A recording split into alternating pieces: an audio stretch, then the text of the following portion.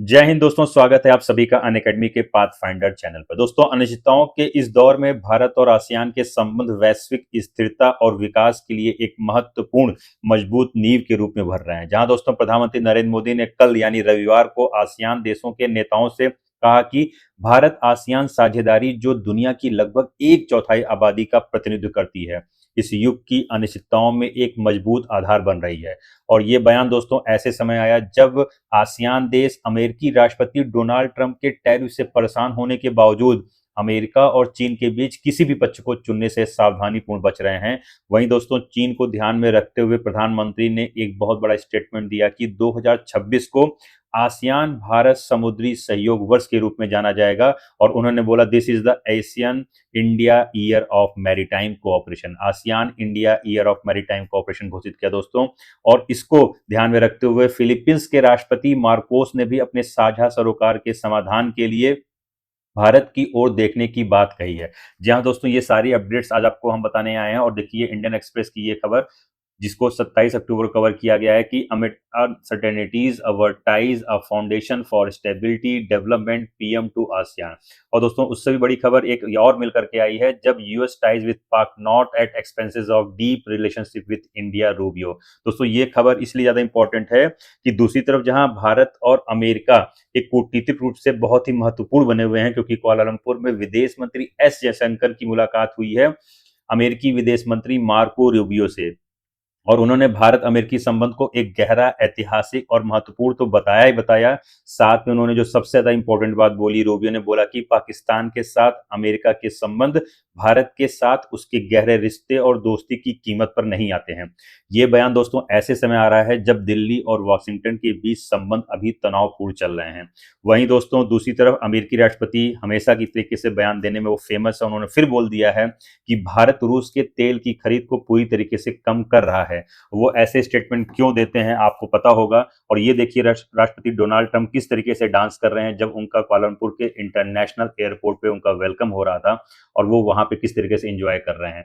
आइए चल के आगे देखते हैं कि किस तरीके से और न्यूज चैनल जैसे कि अल जजीरा ने इसको कवर किया है कि आसियान समिट इन मलेशिया, इसमें किस टाइप कितने बड़े लीडर्स आए हैं, जैसे कि अमेरिका राष्ट्रपति डोनाल्ड ट्रंप आए हैं, चाइना के प्रधानमंत्री, ऑस्ट्रेलिया के पीएम, और इस तरीके से कई और बड़े लीडर आए हैं। वहीं दोस्तों भारत के प्रधानमंत्री नरेंद्र मोदी वर्चुअली इस समिट को अटेंड करेंगे। तो आगे चल के देखते हैं किस तरीके से यहाँ पे कवर किया। देखिए आसियान समिट 2025 इन मलेशिया और Trump tariff and rare earth in focus. देखिए रेयर अर्थ की इंपॉर्टेंस इसलिए इतना ज्यादा है क्योंकि आपको पता होगा अभी हाल ही में चाइना ने अपने जो रेयर अर्थ का जो एक्सपोर्ट करता था वो उसको उसने काफी कुछ उसमें बैरियर्स लगा रखे हैं, काफी कम कर रखे हैं, जिसके कारण अमेरिका और चाइना के बीच आपस में ट्रेड वॉर और ज्यादा गहरा हो गया है। तो उसके लिए भी डिस्कस करेंगे किस तरीके से डोनाल्ड ट्रंप और जी जिनपिंग की एक मीटिंग होने वाली है, शायद होपफुली वो थर्सडे को होने वाली है। उसमें शायद इस पे कुछ बातचीत भी होगी, इसलिए डोनाल्ड ट्रंप ने जो चाइना के ऊपर टैरिफ लगाए हुए थे उसको अभी होल्ड कर रखे हैं। तो आगे चल के हम देखते हैं कि कैसे आसियान समिट बनी है, आसियान की क्या एक उसकी एक हिस्ट्री रही है, क्या उसका बैकग्राउंड है, और इंडिया के लिए कैसे आसियान कंट्री की इंपॉर्टेंस इतनी ज्यादा बढ़ चुकी है। तो आगे चलने से पहले दोस्तों हम जानते हैं कि अनअकैडमी आईएएस आपकी यूपीएससी की तैयारी को आसान करने के लिए आपको प्रोवाइड करा रहा है मंथली करंट अफेयर्स की magazine, weekly news analysis, NCERT के नोट्स, प्रीवियस ईयर के क्वेश्चंस, करंट अफेयर्स की पीडीएफ, और साथ में दोस्तों आपको फ्री में प्रीलिम्स मॉक टेस्ट प्रोवाइड करा जा रहे हैं। और ये सब सारी चीजें अगर आपको फोन से हमारे इस नंबर पे कॉल करेंगे तो हमारे जो डेडिकेटेड काउंसलर हैं वो आपकी सारी इंक्वायरीज को क्लियर करेंगे। और अगर आप हमारे दिल्ली, पटना, प्रयागराज और हमारा न्यू सेंटर इंदौर जो अभी ओपन हुआ है वहां से बिलोंग करते हैं तो आप डायरेक्टली सेंटर पर जाकर के अपनी क्वेरीज को दूर कर सकते हैं। तो चलिए दोस्तों आगे चल के हम देखते हैं कि किस तरीके से आसियान समिट और आसियान के बारे में आपको बताना चाहते हैं। सबसे पहले हम समझना चाहते हैं कि आसियान क्या है। दोस्तों देखिए आसियान जो है वो association of south east Asian nation है, यानी कि एशिया के 10 देशों का समूह, जिसमें आपको पता होगा जो सारे ये देश हैं ये 10 देश हैं, जिसमें आते हैं Brunei, Cambodia, Indonesia, Laos, Malaysia, Myanmar, Philippines, Singapore, Thailand और वियतनाम। और दोस्तों इस बार सबसे ज्यादा एक चीज और अपडेट हुआ है, क्योंकि ईस्ट टाइमोर जो है दोस्तों, ये इसको हिंदी में बोलते हैं ईस्ट तिमोर, को भी एक नया सदस्य बनाया गया है जो 2002 में इंडोनेशिया से आजाद हुआ था। ये सभी मिलकर दोस्तों बनाते हैं 678 मिलियन आबादी और करीब 3.9 ट्रिलियन डॉलर की अर्थव्यवस्था। यही वह इलाका है दोस्तों जहां अमेरिका और चीन दोनों अपनी पकड़ मजबूत करना चाहते हैं और अब भारत भी अपनी इंपॉर्टेंस को दिखाना चाहता है। देखिए दोस्तों, this is the reason both the US and China competing to dominate to each other. और मैंने बताया था ये सबसे ज्यादा इंपॉर्टेंट है कि East Timor has joined the as the newest member, a country that gain independence from Indonesia. आप इसको मैप में देखिए, ये ईस्ट तिमोर साइड में है और ये इंडोनेशिया अभी भी इसका पार्ट बना हुआ है, और उसको आप यहाँ पे देखेंगे तो ये पार्ट बनता रहता है। तो आगे चल के देखते हैं दोस्तों कि किस तरीके से वहाँ की इंक्लूसिविटी और सस्टेनेबिलिटी यानी समावेशन और स्थिरता पर फोकस करते हुए मलेशिया के प्रधानमंत्री जो इसको होस्ट भी कर रहे हैं, अनवर इब्राहिम ने कहा कि एशिया तभी मजबूत बनेगा जब देश अपने निजी हितों से ऊपर उठ करके एक साथ खड़े होंगे। इस सम्मेलन में दोस्तों पर्यावरण के बारे में, डिजिटल इकोनॉमी के बारे में, कनेक्टिविटी के बारे में और सप्लाई चेन जैसे इंपॉर्टेंट मुद्दों पर चर्चा की गई। यानी आसियान दोस्तों अब केवल आर्थिक मंच नहीं रह गया है बल्कि भविष्य के साझा विकास की रणनीति बन चुकी है। और दोस्तों देखिए, इसलिए मैंने बताया कि Asia will grow stronger only when all Nations rise above narrow interest and stand together. तो इस बात पे फोकस किया गया है कि अगर सारे आसियान देश जो एक ग्रुप में हैं, एक एसोसिएशन के साथ में हैं, अगर वो एक मिल करके अपनी आवाज़ उठाते हैं और स्ट्रांगली कनेक्ट रहते हैं, तो उनकी इकोनॉमी और उनकी बात को पूरा दुनिया सुनेगी, उस चीज़ को सुनेगी। तो दुनिया के सबसे बड़े नेता अगर एक मंच पे आते हैं और आसियान जैसे समिट पे इन्वॉल्व होना चाहते हैं, इंटरेस्ट रखना चाहते हैं, तो उसकी कुछ ना कुछ उसकी इंपॉर्टेंस होगी। चलिए आगे चल के देखते हैं। देखिए दोस्तों, किस तरीके से इस बार कुआलालंपुर में दुनिया के सबसे प्रभावशाली नेता, जैसे मैंने आपको पहले बता रखा कि डोनाल्ड ट्रंप हुए या ली कियांग हुए, एंथनी अल्बनीज हुए, साने तकाइची जापान के हैं, उनका बात हुई, ली जेम्यूंग हुए, क्रिस्टोफर लक्सन हुए, या भारत के प्रधानमंत्री नरेंद्र मोदी जो कि वर्चुअली हिस्सा ले रहे थे। और दोस्तों इसके अलावा रूस के उप प्रधानमंत्री, जिसके बारे में आपने सुना होगा भी कुछ दिन पहले, वो इंडिया में भी आए हुए थे, अलेक्जेंडर नोवाक भी मौजूद थे। दिलचस्प बात दोस्तों ये थी कि इस बार फीफा और आईएमएफ के प्रमुख भी कुछ सत्रों में हिस्सा ले रहे हैं। इससे आप देख सकते हैं दोस्तों किस तरीके से आसियान की इस जो समिट है, इसकी इंपॉर्टेंस पूरे वर्ल्ड में कितनी ज़्यादा बढ़ चुकी है। दोस्तों ये आसियान की 47वीं समिट है जो कुआलालंपुर, मलेशिया की कैपिटल कुआलालंपुर में हो रही है। और इसकी इंपॉर्टेंस आप देखिए किस तरीके से वर्ल्ड लीडर यहाँ इन्वॉल्व होना चाहते हैं और आसियान कंट्री के साथ अपने संबंध को बेहतर करना चाहते हैं। अभी तक दोस्तों यहाँ पर अमेरिका और चाइना ही एक दूसरे, यही दो देश थे जो ज़्यादा इंटरेस्ट इन्वॉल्व कर रहे थे। अब मीडियम में, मध्य में आकर के हिंदुस्तान ने भी अपनी इंपॉर्टेंस को यहाँ पे बढ़ाया हुआ है और दिखा रहा है कि किस तरीके से हिंदुस्तान अपने रोल को अदा कर सकता है। और उधर साइड जो चाइना है उसका रोल तो रहता ही है, साथ में रशिया ने भी अपनी इंपॉर्टेंस को वहां पे बढ़ा रखा है। तो आगे चल के देखते हैं दोस्तों, हर बार की तरह इस बार फिर डोनाल्ड ट्रंप अपने आप को चर्चा में रखने के लिए उन्होंने फिर से एक बड़ा अनाउंसमेंट किया है। सबसे ज़्यादा चर्चा में अगर देखा जाए तो हमेशा डोनाल्ड ट्रंप ही रहते हैं, क्योंकि उनके जो नए टैरिफ्स हैं, जिसको उन्होंने अप्रैल 2025 में ये बोलकर कहा था कि ये लिबरेशन डे टैरिफ्स है, जिसके तहत आसियान देशों पर 10% से 40% तक आयात शुल्क लगा दिया गया था।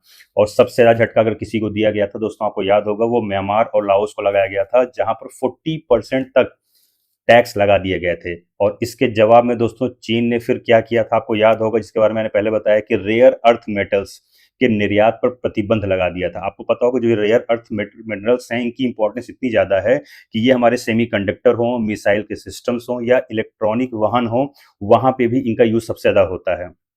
अब ये सम्मेलन दोस्तों व्यापार के साथ साथ अगर देखा जाए तो टेक्नोलॉजी सिक्योरिटी का भी युद्ध बन चुका है।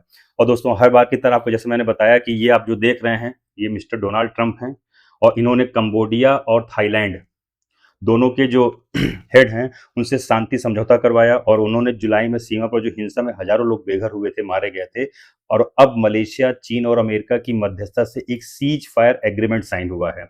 और ये वही एग्रीमेंट है और ये उसकी फोटो है, जिसको डोनाल्ड ट्रंप बहुत अच्छी तरीके से कवर करना जानते भी हैं कि किस तरीके से वो पूरे वर्ल्ड में जितने युद्ध हो रहे हैं उसको शांत कराने में और उसको सीज फायर कराने में उनकी सबसे ज़्यादा भूमिका रहती है, ऐसा वो बोलते हैं। लेकिन आलोचक कह रहे हैं दोस्तों कि ये सच्ची शांति नहीं बल्कि एक फोटो अवसर है, जिसको बोला जाता है पीस फॉर ट्रेड बेनिफिट्स की राजनीति है। तो आगे चल के देखते हैं दोस्तों किस तरीके से कुछ महत्वपूर्ण देश जैसे कि म्यांमार, वो फिर से इस बार शामिल नहीं हुआ।